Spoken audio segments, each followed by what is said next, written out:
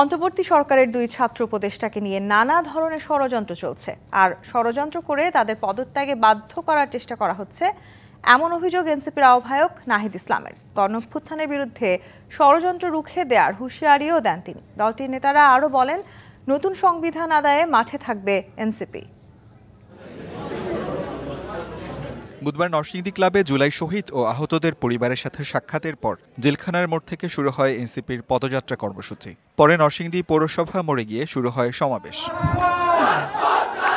এ সময় এনসিপির মুখ্য সমন্বয়ক বলেন, দেশে আওয়ামী লীগের সংবিধান থাকবে না, নতুন সংবিধানের জন্য এনসিপির মাঠে থাকবে বলেও জানান তিনি। আমাদের উপরে এমন একটি সংবিধান আছে, যেই সংবিধানের কারণে 24 সালে এসে আমার ভাই শহীদ হচ্ছে, যেই সংবিধানের কারণে আমার ভাই এখনো হসপিটালে কাতরাচ্ছে। আমাদের নতুন একটি সংবিধান প্রয়োজন। আমরা মাঠে নেমেছি, আমরা নতুন সংবিধান বানিয়ে ইনশাআল্লাহ মাঠ থেকে ছাড়বো। দুই ছাত্র উপদেষ্টাকে নিয়ে নানা ধরনের ষড়যন্ত্র চলছে বলে অভিযোগ দলটির আহ্বায়ক নাহিদ ইসলামের। এই অন্তর্বর্তী সরকারে আমাদের দুইজন ছাত্র উপদেষ্টা রয়েছে এবং এই দুইজন ছাত্র উপদেষ্টাকে নিয়ে সম্প্রতি নানা ষড়যন্ত্র এবং নানা অপপ্রচার চলছে।